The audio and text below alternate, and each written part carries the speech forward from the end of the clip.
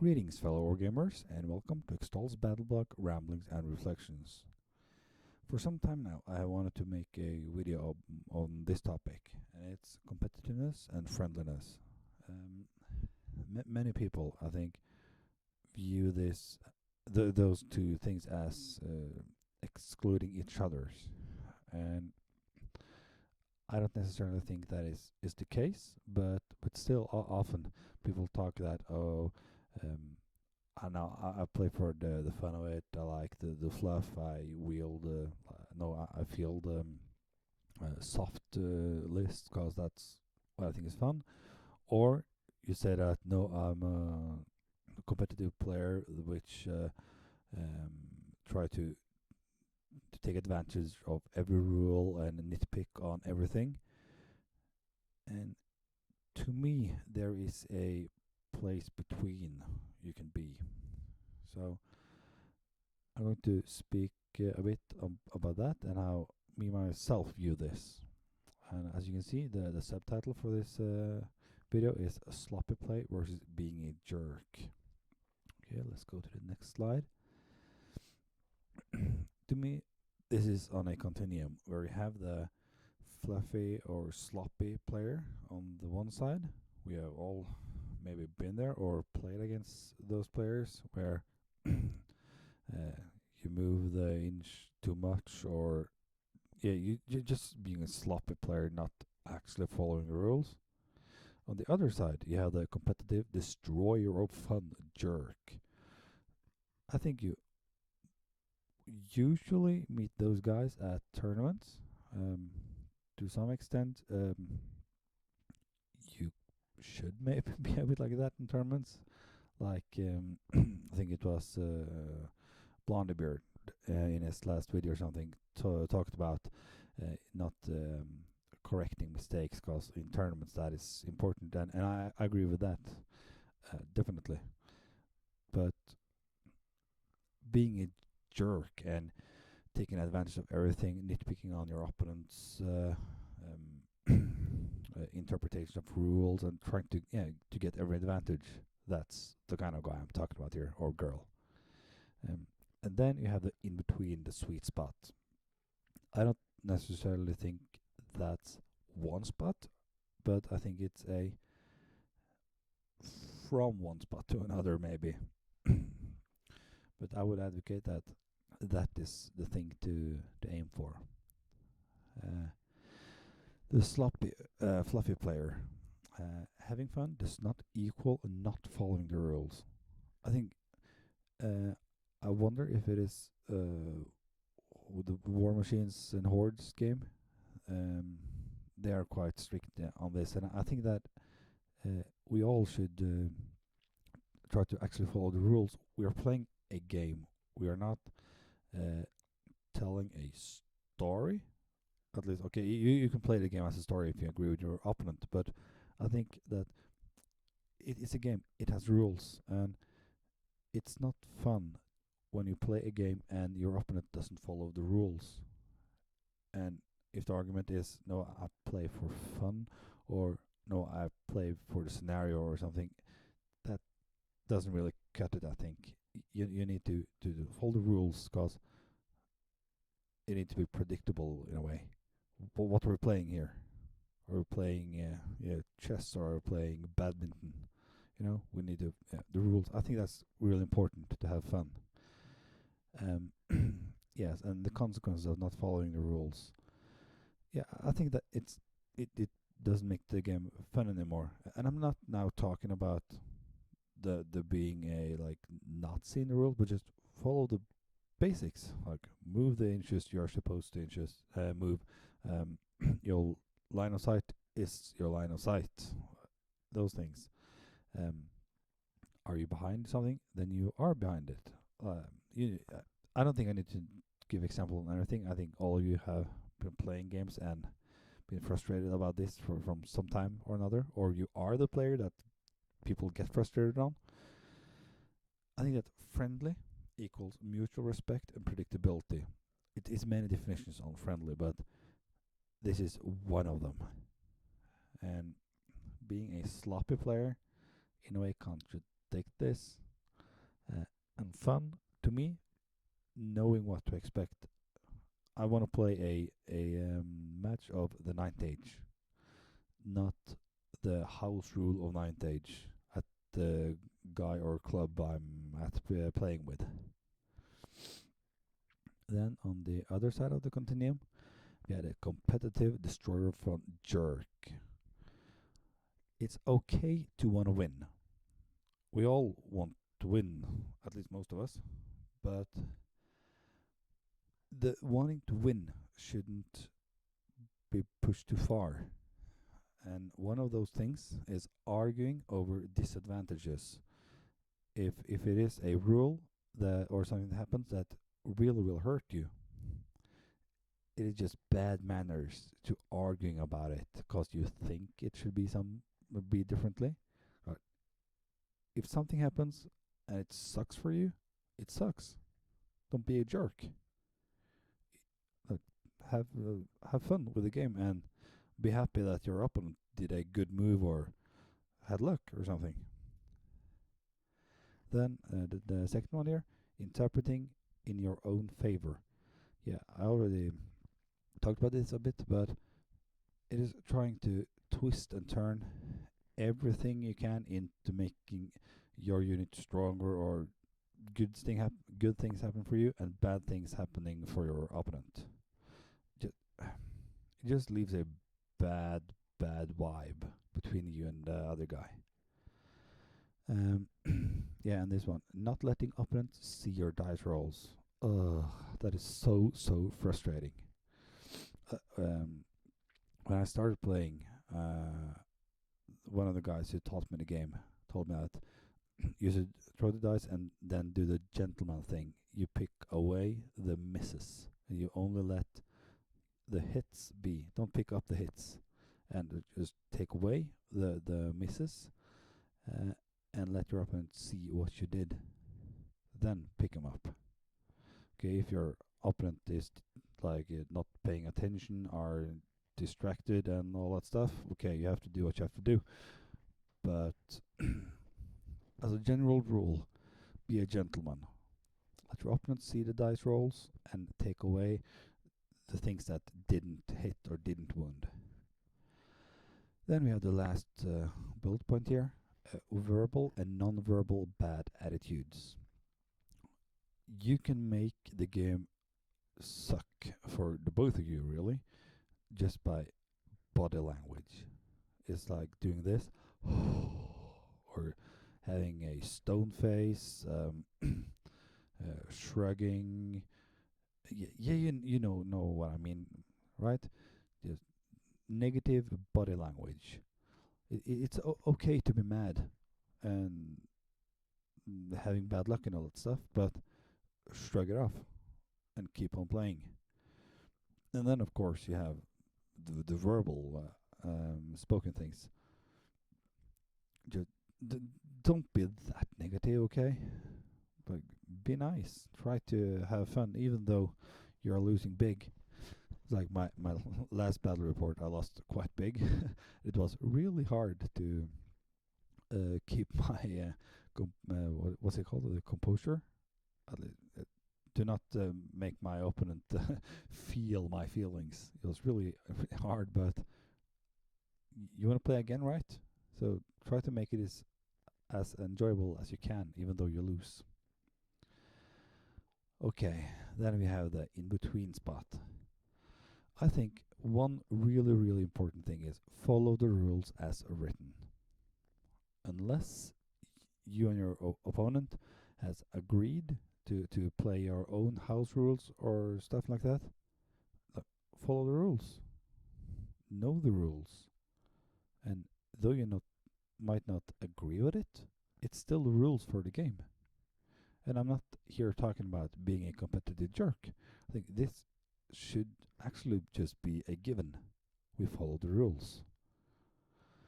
The next one, look up rules when unsure, even when it's in your opponent's favor. Yeah, it could be too much here, but still just make a habit of looking up the rules and insist on doing it. Like if your opponent is unsure, even if it's something that will hurt you, insist on him just taking a quick look in the rules. If you have the time, of course. Sometimes you have to just keep on playing because your wife is angry and your kid is screaming, or the tournament organizer is stressing you to finish the game. But yeah, just take a look at the rules and insist on doing it if it is in your opponent's favor. When you're wrong, accept it with a smile on your face. Yeah, it says itself. Don't I've played games against people that when they are wrong and all stuff, just make the game a pain playing through. Because yeah, you know what I said about the body language? They show it without the body language or even say it. It's like, okay, you're wrong. Okay, accept it, move on. And enjoy that your opponent had the correct answer or did something cool. Compliment your opponent on good play. Of course, are you playing at a tournament and you really want to win and you might actually win the tournament or get a really good spot. Okay, maybe you don't compliment that much because it can make your opponent play better. But as a general rule, when you play against friends or even at tournaments, if you want to just have a good time, compliment your opponent on good play. Do your best to make the game enjoyable and create a good vibe. If he or she has a good-looking army, compliment that too. It's just about being nice, really. And though I'm not a good painter, many of you are really good painters. And giving someone a compliment on something that they have spent a lot of time on doing, it really feels good. Receiving the compliment.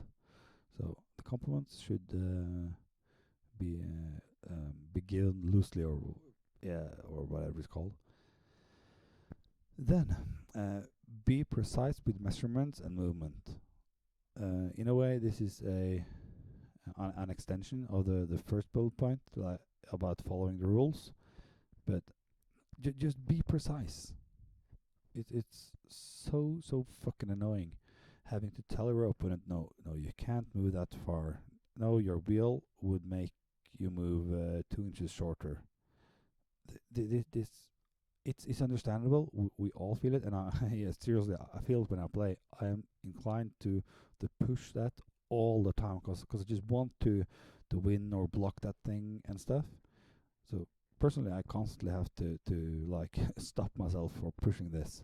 But I think it's important to do that. If a unit can move 4 inches, then you move 4 inches. Not 4.5, not 5, 4. It's a rule in the game to stay 1 inch away from other units. Respect it. And it's maybe in itself not the biggest thing, but it's one of many things, and in really critical movement phases and stuff, it's super important. Yeah, I talked about this earlier. Pick away misses and fails. Let hits and wounds stay. Be nice and friendly and smile. Yeah. It's okay to think it sucks that you lost your general, a battleship, and both of your monsters in one turn, but bounce back. Some games you're just unlucky, or you played bad or whatever, and you end up losing tons, and sometimes you actually lost the game in turn 2, and it's okay to feel bummed out or mad and all that stuff. It's okay. It's your feelings. Take a break or something. Again, Blondie Beer talked about it, I think, in one of his videos. That ask for a short break and go and take a smoke if you do that or whatever, and come back.